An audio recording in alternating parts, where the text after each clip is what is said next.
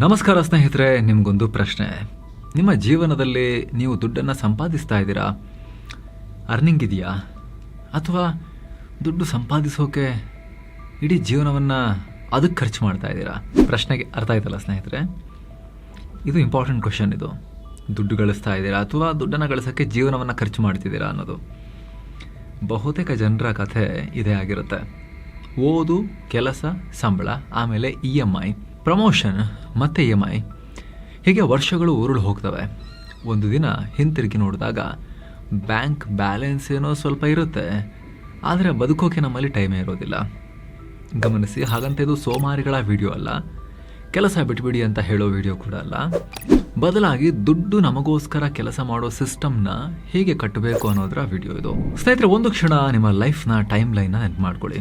5 ವರ್ಷಕ್ಕೆ ಸ್ಕೂಲ್, 20 ವರ್ಷಕ್ಕೆ ಕಾಲೇಜ್, 25 ವರ್ಷಕ್ಕೆ ಜಾಬ್, 30ಕ್ಕೆ ಮದುವೆ, 35ಗೆ ಹೋಮ್ ಲೋನ್, 40ಕ್ಕೆ ಕಾರ್ ಲೋನ್, 45ಕ್ಕೆ ಮಕ್ಕಳ ಓದು, 55ಕ್ಕೆ ರಿಟೈರ್ಮೆಂಟ್ ಪ್ಲಾನಿಂಗ್, 60 ಇಯರ್ಸ್ ಆದಮೇಲೆ ಈಗ ಲೈಫ್ ಎಂಜಾಯ್ ಮಾಡಬೇಕು ಅಂತ ಯೋಚನೆ. ಆದರೆ ಆ ಟೈಮ್ಗೆ ದೇಹದಲ್ಲಿ ಎನರ್ಜಿ ಇರಬೇಕಲ್ಲ, ಬ್ಯಾಟ್ರಿಲಿ ಚಾರ್ಜ್ ಇರಬೇಕಲ್ಲ, ಆರೋಗ್ಯನೂ ಕೈ ಕೊಡೋಕೆ ಶುರು ಆಗಿರುತ್ತೆ. ಹೆಲ್ದಿಯಾಗಿ ಉಳಿದಿರೋ ಲೈಫ್ನ ದುಡಿದ್ರೆ ಸಾಕು, ಅದೇ ಲಾಂಜೆವಿಟಿನೇ ದೊಡ್ಡ ಚಾಲೆಂಜ್ ಆಗಿರುತ್ತೆ. ರಿಸ್ಕ್ ತಗೊಳಕ್ಕಾಗಲ್ಲ. ಹತ್ತಕ್ಕೆ, ಇಳಿಯಕ್ಕೆ, ಹಾರಕ್ಕೆ, ಸಿಕ್ಕಾಪಟ್ಟೆ ಟ್ರಾವೆಲ್ ಮಾಡೋಕ್ಕೆ ಯಾರಿಗೆ ಬೇಕು, ಆರಾಮಾಗಿ ಇರೋಣ, ವಾಕ್ ಮಾಡಿಕೊಂಡು ತಣ್ಣಗೆ, ಈ ಥರ ಎಲ್ಲ ಬರುತ್ತಲ್ವಾ? ಹಾಗಿದ್ರೆ ಇಷ್ಟು ವರ್ಷ ಯಾರಿಗಾಗಿ ಓಡಿದ್ವಿ, ಯಾಕೆ ಓಡಿದ್ವಿ ಹಾಗಾದರೆ ಅನ್ನೋ ಪ್ರಶ್ನೆ ಬರುತ್ತೆ ಅವಾಗ. ಜೊತೆಗೆ ಇಲ್ಲೊಂದು ದೊಡ್ಡ ತಪ್ಪು ಕಲ್ಪನೆ ಇದೆ. ಹೆಚ್ಚು ಸಂಬಳ ಬಂದರೆ ಹೆಚ್ಚು ಶ್ರೀಮಂತರು ಅಂತ ಜನ ಅಂದ್ಕೊಳ್ತಾರೆ. ಆದರೆ ಅದು ನಿಜ ಅಲ್ಲ. ಸಂಬಳ ಅನ್ನೋದು ನಿಮ್ಮ ಆ್ಯಕ್ಟಿವ್ ಇನ್ಕಮ್ ಅಷ್ಟೇ. ಅಂದರೆ ನೀವು ಕೆಲಸ ಮಾಡಿದರೆ ಮಾತ್ರ ಬರೋ ದುಡ್ಡು. ನಾಳೆ 1 ತಿಂಗಳು ಕೆಲಸಕ್ಕೆ ಹೋಗದೇ ಇದ್ದರೆ ಸಂಬಳ ಬರುತ್ತಾ? ಹೆಚ್ಚಿನ ಜನರಿಗೆ ಬರೋದಿಲ್ಲ. ಅಂದರೆ ನಿಮ್ಮ ಇನ್ಕಮ್ ನಿಮ್ಮ ಟೈಮ್ಗೆ ಕಟ್ಟಿ ಹಾಕಲ್ಪಟ್ಟಿದೆ. ನಿಮ್ಮ ಟೈಮ್ ನಿಂತರೆ ನಿಮ್ಮ ಇನ್ಕಮ್ ಕೂಡ ನಿಲ್ಲುತ್ತೆ. ಇದೇ ಮಧ್ಯಮ ವರ್ಗದ ಜನ ಫೇಸ್ ಮಾಡ್ತಿರೋ ಅತಿ ದೊಡ್ಡ ರಿಸ್ಕ್. ಹಾಗಿದ್ರೆ ನಿಜವಾದ ಶ್ರೀಮಂತಿಕೆ ಯಾವುದು? ಸಾಮಾನ್ಯವಾಗಿ ಒಬ್ಬ ವ್ಯಕ್ತಿ ಕೆಲಸ ಮಾಡಿದ ದಿನ ಮಾತ್ರ ಅವ್ರಿಗೆ ದುಡ್ಡು ಬರುತ್ತಲ್ವಾ? ಅವರ ರಜೆ ದಿನ, ಅವರ ಆದಾಯ ಕೂಡ ರಜೆಯಲ್ಲಿರುತ್ತೆ. ಆದರೆ ಇನ್ನೊಬ್ಬ ವ್ಯಕ್ತಿ ಇರ್ತಾರೆ, ಅವರು ಮಲಗಿದ್ದಾಗಲೂ ಕೂಡ, ಪ್ರಯಾಣ ಮಾಡ್ತಿದ್ದಾಗಲೂ ಕೂಡ, ರಜೆಯಲ್ಲಿದ್ದಾಗಲೂ ಕೂಡ ಅವರ ಇನ್ವೆಸ್ಟ್ಮೆಂಟ್ ಅವರಿಗೋಸ್ಕರ ಸದ್ದಿಲ್ಲದೆ ದುಡಿತಾ ಇರುತ್ತೆ. ಇದೇ ಶ್ರೀಮಂತರು ಮತ್ತು ಸಾಮಾನ್ಯ ಜನರ ನಡುವಿನ ಅತಿ ದೊಡ್ಡ ವ್ಯತ್ಯಾಸ. ಅವರು ದುಡ್ಡನ್ನು ಖರ್ಚು ಮಾಡೋಕ್ಕೂ ಮುನ್ನ ಅದನ್ನು ಕೆಲಸಕ್ಕೆ ಹಚ್ತಾರೆ. ಅವರ ಪಾಲಿಗೆ ಪ್ರತಿಯೊಂದು ರೂಪಾಯಿ ಕೂಡ ಒಬ್ಬ ಕೆಲಸಗಾರ ಇದ್ದ ಹಾಗೆ. 1,000 ರೂಪಾಯಿ ಒಮ್ಮೆ ಖರ್ಚಾದರೆ ಅದು ಮುಗೀತು. ಆದರೆ ಅದೇ 1,000 ರೂಪಾಯಿನ ಸರಿಯಾದ ಜಾಗದಲ್ಲಿ ಇನ್ವೆಸ್ಟ್ ಮಾಡಿದ್ರೆ ಅದು ಮತ್ತೊಂದು 1,000 ರೂಪಾಯಿಯನ್ನ ಹುಟ್ಟು ಹಾಕೋ ಮಷೀನ್ ಆಗುತ್ತೆ. ಇದನ್ನೇ ಮನಿ ವರ್ಕಿಂಗ್ ಫಾರ್ ಯು ಅಂತ ಹೇಳೋದು. ಸೊ ಸ್ನೇಹಿತರೆ, ನಮ್ಮಲ್ಲಿ ಬಹುತೇಕರ ಒಂದು ಕಾಮನ್ ಡೈಲಾಗ್ ಏನು ಗೊತ್ತಾ? ಇವಾಗ ಸಂಬಳ ಕಮ್ಮಿ ಇದೆ, ನಾನು ತುಂಬ ಜಾಸ್ತಿ ಆದ್ಮೇಲೆ ಮಾಡ್ತೀನಿ ಅಂತ. 10,000 ಇರಬೇಕಾದ್ರೂ ಅದೇ ಡೈಲಾಗ್, 20,000 ಇರಬೇಕಾದ್ರೂ ಸೇಮ್ ಡೈಲಾಗ್, 30,000 ಸಂಬಳಕ್ಕೆ ಬಂದ್ಮೇಲೂ ಸೇಮ್ ಡೈಲಾಗ್, 50,000 ಸಂಬಳಕ್ಕೆ ಬಂದಾಗಲೂ ಸೇಮ್ ಡೈಲಾಗ್, ವರ್ಷಕ್ಕೆ 7-8 ಲಕ್ಷ ರೂಪಾಯಿ ಗಳಿಸಿದಾಗಲೂ ಸೇಮ್ ಡೈಲಾಗ್. ಯಾಕೆ ಗೊತ್ತಾ? ಸೇಮ್ ಡೈಲಾಗ್ ಯಾಕೆ ಬರುತ್ತೆ ಗೊತ್ತಾ? ಸಂಬಳ ಹೆಚ್ಚಾದಷ್ಟು ಕೂಡ ಅವರ ಖರ್ಚು ಕೂಡ ಅದಕ್ಕಿಂತ ವೇಗವಾಗಿ ಹೆಚ್ಚಾಗುತ್ತೆ. ಬಂದಿರೋ ದುಡ್ಡು ಹಾಗೆ ತೂತಾಗಿರೋ ಕೊಡಪಾನದಿಂದ ಸೋರು ಹೋದಂಗೆ ಸೋರು ಹೋಗ್ತಾ ಇರುತ್ತೆ, ಒಳಗೆ ಬೀಳ್ತಿರುತ್ತೆ, ಬಟ್ ನಿಲ್ತಾ ಇರಲ್ಲ. ಇದನ್ನು ಲೈಫ್ ಸ್ಟೈಲ್ ಇನ್ಫ್ಲೇಷನ್ ಅನ್ನೋದು. 20,000 ಸಂಬಳ ಇದ್ದಾಗ ಬೈಕ್ ಸಾಕು, 50,000 ಸಂಬಳ ಆದಮೇಲೆ ಒಂದು ಸಣ್ಣ ಕಾರ್ ಬೇಕು, ಆಮೇಲೆ ಲಕ್ಸುರಿ SUV ಬೇಕು. ಇನ್ಕಮ್ ಹೆಚ್ಚಾಗ್ತಾ ಹೋದ ಹಾಗೆ ಸೇವಿಂಗ್ಸು, ಲೈಫ್ ಸ್ಟೈಲು, ಅಭ್ಯಾಸಗಳು, ಚಟಗಳು ಇವು ಕೂಡ ಅಪ್ಗ್ರೇಡ್ ಆಗ್ತಾ ಹೋಗ್ತವೆ. ಅದರ ಪರಿಣಾಮ ಸೇವಿಂಗ್ಸ್ ಅನ್ನೋದು ಸಂಬಳ ಜಾಸ್ತಿ ಆದರೂ ಕೂಡ ಜಾಸ್ತಿ ಆಗಿರಲ್ಲ, ಸ್ಟಕ್ ಆಗಿರುತ್ತೆ ಅಥವಾ ಮೈನಸ್ಗೆ ಹೋಗಿರುತ್ತೆ. ಕೆಲವ್ರಿಗೆ ಅಭ್ಯಾಸನೇ ಇರೋದಿಲ್ಲ. ಸಮಾಜಕ್ಕೆ ನಾವು ಅಪ್ಡೇಟೆಡ್ ಶ್ರೀಮಂತರು ಅಂತ ತೋರಿಸ್ಕೊಳ್ಳೋಕೆ ಹೋಗಿ ಒಳಗಿಂದ ಕರಗಿ ಹೋಗ್ತಾ ಇರ್ತಾರೆ. ಆದರೆ ಫಿನಾನ್ಷಿಯಲಿ ಸ್ಮಾರ್ಟ್ ಇರೋರು ಏನು ಮಾಡ್ತಾರೆ ಗೊತ್ತಾ? ಇವರು ಸಂಬಳ ಬಂದ ದಿನವೇ ಮೊದಲು ತಮ್ಮ ಫ್ಯೂಚರ್ಗೆ ಅಂಥೇಳಿ ಅಮೌಂಟನ್ನು ಎತ್ತಿಡ್ತಾರೆ, ಆಮೇಲೆ ಉಳಿದ ದುಡ್ಡಲ್ಲಿ ಬದುಕ್ತಾರೆ. ಇದನ್ನೇ ಪೇ ಯುವರ್ ಸೆಲ್ಫ್ ಫಸ್ಟ್ ಅಂತ ಹೇಳೋದು. ಜೊತೆಗೆ ಲೈಫಲ್ಲಿ ಎಲ್ಲವೂ ಕೂಡ ಪ್ಲಾನ್ ಪ್ರಕಾರವೇ ನಡೆಯಲ್ಲ, ಯಾವುದೂ ಕೂಡ ಅನ್ಕೊಂಡಂಗೆ ನಡೆಯಲ್ಲ.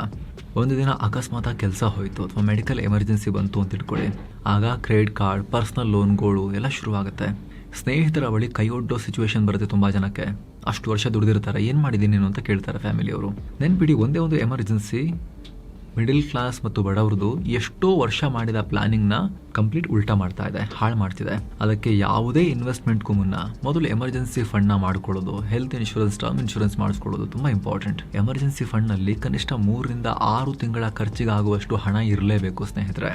ಜೊತೆಗೆ ಆ ಎಮರ್ಜೆನ್ಸಿ ಫಂಡನ್ನು ಯಾವುದೇ ರಿಸ್ಕಿ ಆ್ಯಸೆಟ್ಸ್ಗೆ, ಅನ್ಪ್ರಿಡಿಕ್ಟಬಲ್ ಇರುವಂತಹ, ಮಾರ್ಕೆಟ್ ಲಿಂಕ್ ಇರುವಂತಹ, ಏರಿಳಿತ ಇರುವಂತಹ ಕಡೆ ಅದನ್ನು ಇಡಬಾರ್ದು. ಪ್ರಿಡಿಕ್ಟಬಲ್ ಇರಬೇಕು. ಅದರಲ್ಲಿ ಬರೋ ರಿಟರ್ನ್ಸಲ್ಲಿ ಫಸ್ಟ್ ಪ್ರಯಾರಿಟಿ ಅಲ್ಲ, safety first priority. Returns inflation beating, ಅದು ದುಡ್ಡು ಕರ್ಗೆ ಹೋಗಬಾರ್ದಲ್ಲ, ಅಷ್ಟಿದ್ರೆ ಅದು ಸಫಿಷಿಯೆಂಟ್. ಅದು ಎಮರ್ಜೆನ್ಸಿ ಫಂಡ್ಗೆ, ಅದಕ್ಕೆ ಫಿಕ್ಸೆಡ್ ಡೆಪಾಸಿಟ್ ಮತ್ತು liquid mutual funds, short duration mutual funds, ultra short duration mutual funds, ಈ ರೀತಿ ಫಿಕ್ಸೆಡ್ ಇನ್ಕಮ್ ರೀತಿಯ ಇನ್ಸ್ಟ್ರೂಮೆಂಟ್ ಸುಮಾರಿದ್ದಾವೆ. ಅವುಗಳ ಬಗ್ಗೆ ನೀವು ಚೆನ್ನಾಗಿ ತಿಳ್ಕೊಂಡಿರಬೇಕು. ಅದರಲ್ಲೂ ಕೂಡ ಸೇವಿಂಗ್ಸ್ ಅಕೌಂಟಲ್ಲಿ ಇಡೋದಲ್ವೇ ಅಲ್ಲ ಸ್ನೇಹಿತರೆ ಎಮರ್ಜೆನ್ಸಿ ಫಂಡನ್ನು. ಏನೂ ಗೊತ್ತಿಲ್ಲ, ಡೆಟ್ ಮ್ಯೂಚುವಲ್ ಫಂಡು ಬಾಂಡ್ಸ್ ಎಲ್ಲ ಐಡಿಯಾ ಇಲ್ಲ ಅಂದರೆ FD ಗೊತ್ತಲ್ವ ನಿಮಗೆ? ಭಾರತದ ಪ್ರತಿಯೊಬ್ಬರಿಗೂ ಕೂಡ ನಿಮ್ಮ ತಾತನ ಕಾಲದಿಂದಲೂ ಎಲ್ರಿಗೂ FD ಗೊತ್ತಲ್ವ ಸ್ನೇಹಿತರೆ? ಫಿಕ್ಸೆಡ್ ಡೆಪಾಸಿಟ್ ಭಾರತದ ಬ್ಯಾಂಕ್ಗಳು, RBI ಕೆಳಗಡೆ ಕೆಲಸ ಮಾಡೋ ಬ್ಯಾಂಕ್ಗಳು ಆಫರ್ ಮಾಡೋ ಪ್ಯೂರ್ ಬ್ಯಾಂಕಿಂಗ್ ಪ್ರಾಡಕ್ಟ್ಸ್.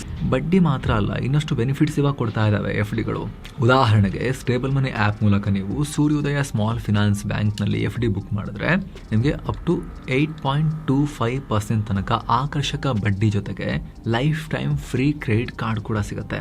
ಸಾಮಾನ್ಯವಾಗಿ ಕ್ರೆಡಿಟ್ ಕಾರ್ಡ್ಗೆ ಸಿಬಿಲ್ ಸ್ಕೋರ್ ಬೇಕು, ಆದರೆ ಇಲ್ಲಿ ನಿಮ್ಮ FD ಆಧಾರದ ಮೇಲೆ ಆಲ್ಮೋಸ್ಟ್ ಅದರ 90 to 100% ಲಿಮಿಟ್ ಇರೋ FD ಸಪೋರ್ಟೆಡ್ ಕ್ರೆಡಿಟ್ ಕಾರ್ಡನ್ನು ಇನ್ಸ್ಟೆಂಟಾಗಿ ಫ್ರೀಯಾಗಿ ನಿಮಗೆ ನೀಡ್ತಾರೆ. ರೂಪೇ ಕ್ರೆಡಿಟ್ ಕಾರ್ಡ್ ಬೇರೆ ಅದು. ಇದರಲ್ಲಿ ಪ್ರೀಮಿಯಂ ಲೈಫ್ ಸ್ಟೈಲ್ ಫೀಚರ್ಸ್ ಕೂಡ ಇವೆ. ಡೊಮೆಸ್ಟಿಕ್ ಏರ್ಪೋರ್ಟ್ ಲೌಂಜ್ ಆಕ್ಸೆಸ್ ಇದೆ, ರೈಲ್ವೆ ಲೌಂಜ್ ಆಕ್ಸೆಸ್ ಇದೆ. ಅದರ ಗಮನದಲ್ಲಿರಲಿ, ಏರ್ಪೋರ್ಟ್ ಲೌಂಜ್ ಆಕ್ಸೆಸ್ ಸಿಗಬೇಕು ಅಂತ ಹೇಳಿದ್ರೆ ಸ್ನೇಹಿತರೆ, ಈ FD ಅಮೌಂಟ್ ನೀವು ಇಟ್ಟಿರೋದು 8.25% ಬಡ್ಡಿ ಕೊಡ್ತಿದ್ದಾರೆ ಅಂತ ಹೇಳಿದ್ವಲ್ಲ, ನೀವು ಅಲ್ಲಿ FD ಇಡ್ತಿರಲ್ಲ, ಅದು 40,000 ಆ್ಯಂಡ್ ಅಬವ್ ಇರಬೇಕು. ಇದು ಯಾವುದಕ್ಕೆ? Airport lounge access premium feature ಸಿಗಬೇಕು ಅಂದರೆ ಫಿಸಿಕಲ್ ಕಾರ್ಡ್ ಇರಬೇಕು. ಅದಕ್ಕೆ ಫಿಸಿಕಲ್ ಕಾರ್ಡ್ ಸಿಗೋದು 40,000 ಆ್ಯಂಡ್ ಅಬವ್ FD ಇಟ್ಟು ಕ್ರೆಡಿಟ್ ಕಾರ್ಡ್ ತೊಗೊಂಡವರಿಗೆ. ಉಳಿದವರಿಗೆ 2-3 ಸಾವಿರ ರೂಪಾಯಿಂದನೂ ಕೂಡ ನೀವು FD ಇಟ್ಟು ಕ್ರೆಡಿಟ್ ಕಾರ್ಡ್ ತೊಗೋಬೋದು.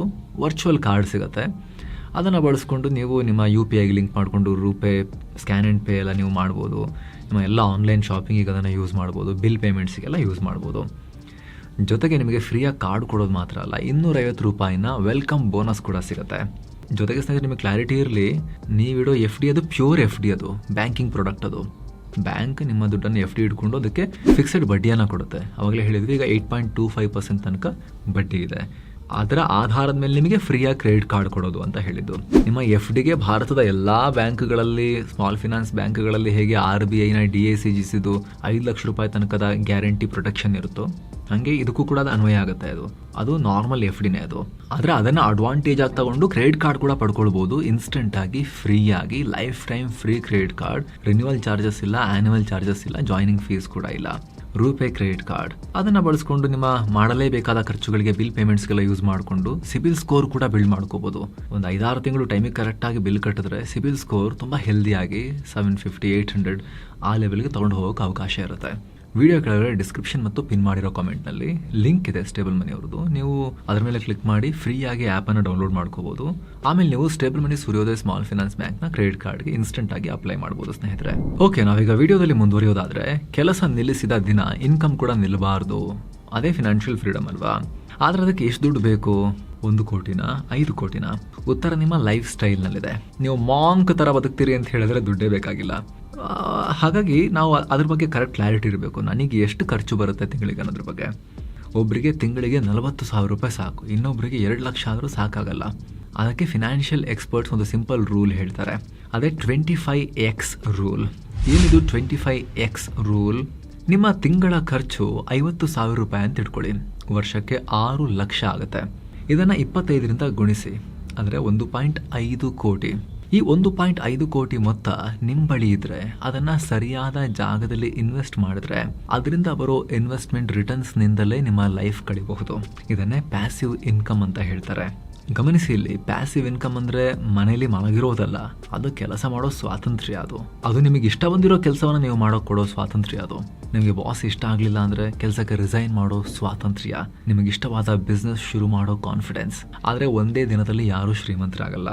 ಆದರೆ ಕಾಂಪೌಂಡಿಂಗ್ ಶಕ್ತಿಯಿಂದ ವರ್ಷಗಳು ಕಳೆದ ಹಾಗೆ ನಿಮ್ಮ ದುಡ್ಡು ನಿಮಗಿಂತ ವೇಗವಾಗಿ ಬೆಳೆಯೋಕೆ ಶುರು ಮಾಡುತ್ತೆ.